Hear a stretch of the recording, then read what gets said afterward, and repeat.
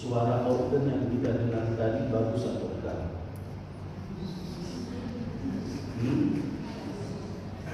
Kemudian pesan yang disampaikan oleh lektor tadi, pembaca, bagus atau tidak? Apalagi suara pemazmur, bagus? Tidak ada yang meragukan satu pun kuliah, Pak Dewi, mereka mengakui suaramu yang bagus. Tetapi mana yang lebih penting? Suara, pesan itu, atau yang memberikan orang bisa bersuara, atau yang memberikan pesan itu?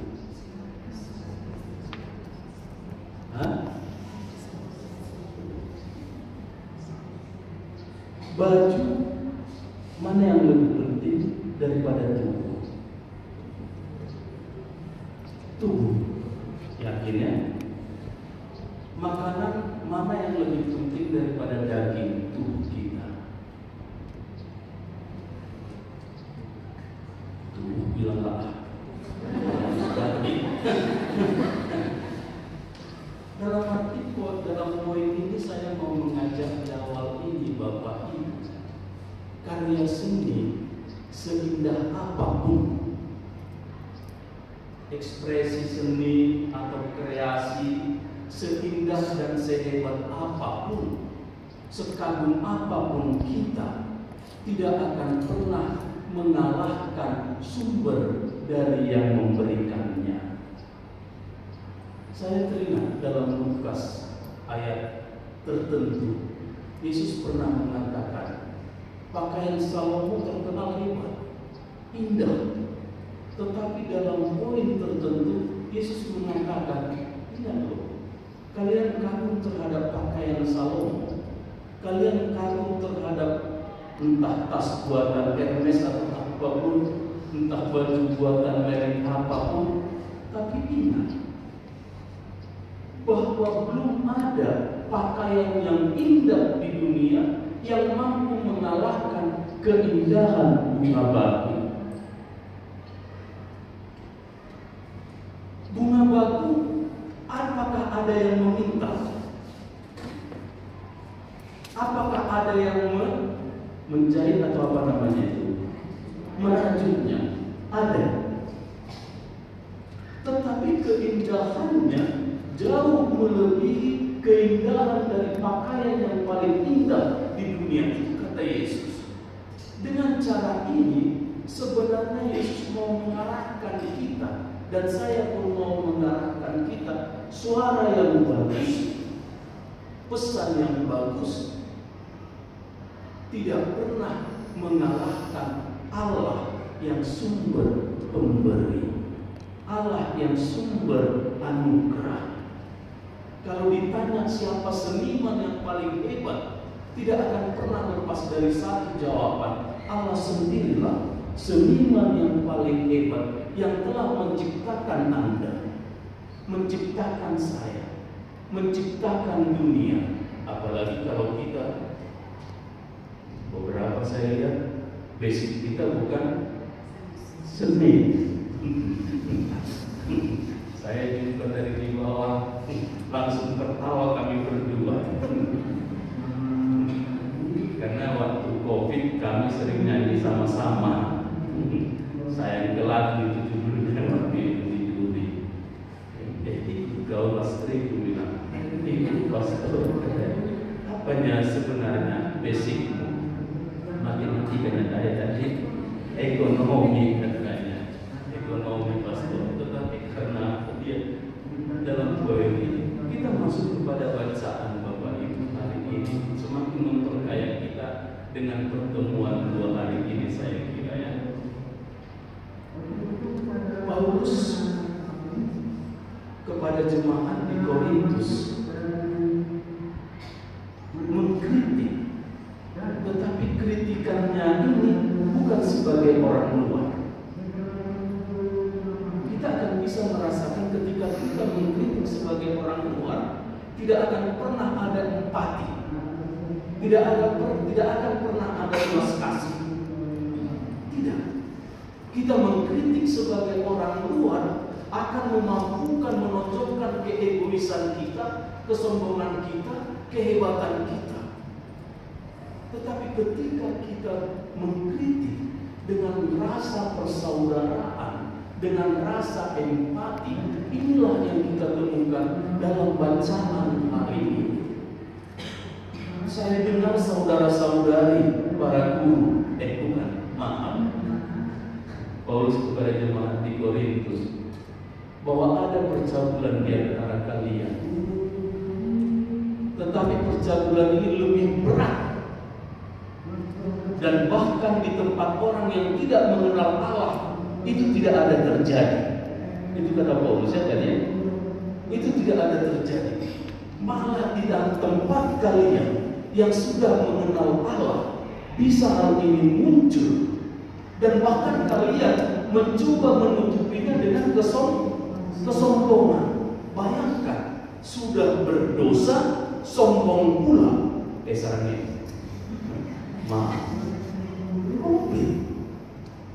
sudah berdosa, sombong pula. Kalian hidup dengan istri dari ayahmu. Sesudah itu kalian juga menutupinya dengan kesombongan. Halo saudara, aku mengingatkan kamu bukan sebagai orang tua. Meskipun aku tidak ada di antara kamu, tetapi secara rohani kata Paulus, saya hadir denganmu. Karena itu ayo, buanglah lagi kejahatan, buanglah lagi kesombongan, buanglah lagi keburukan. Kita tahu ya, fungsi lagi.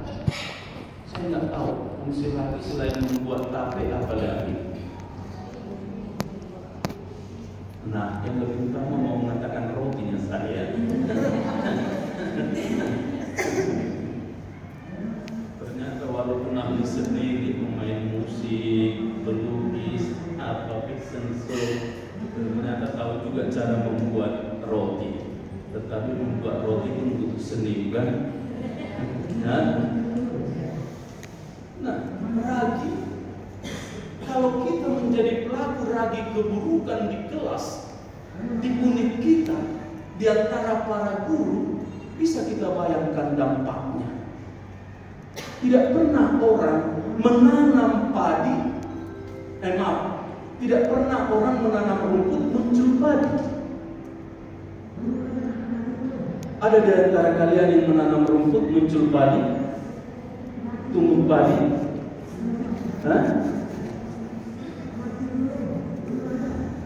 Misalnya sudah gersang ini, air mulai gini. Bagus kalau kita belitlah iuran beli rumput gajah mini, kemudian tanam rumput gajah mini itu supaya indah. Tiba-tiba yang muncul padi, nggak ada cerita. Tetapi ketika Anda menanam padi, akan selalu muncul rumput. Jangan pernah Anda sebagai ragi yang buruk hadir dan meragi. Oke, kita terima bahasa itu ya. Meragi adonan itu kan artinya mencampur dan akan berkembang kebaikan. Nggak ada rumusnya. Tetapi dalam ayo rubah diri. Tabur menjadilah ragi yang membawa kebaikan. Walaupun akan muncul rumput, tetapi jangan pedulikan itu. Bapak Paus kemarin mengatakan dalam kunjungannya ke Indonesia, dia mengatakan, ayo, walaupun kamu selalu menanam kebaikan dan tidak pernah memanen kebaikan, jangan berhenti untuk menabur kebaikan itu. Paling tidak itu akan menjadi bermakna kepada dirimu yang berharkat, yang bermartabat, luhur, secitra dengan Allah. Ini diingatkan kepada kita, ayo saudara-saudara, buang ragi yang buruk, jadilah ragi yang baik. Dan ragi yang baik itulah yang akan membuat kelasmu berkembang. Kelasmu mampu bersaing dengan yang lain. Kelasmu akan dikagumi karena ini sama dengan keindahan, ya. Identik dengan keindahan, keindahan identik dengan rasa kagum. Akan dikagumi. Dalam bacaan Injil semakin dipertegas oleh Yesus. Kita tahu Yesus siapa.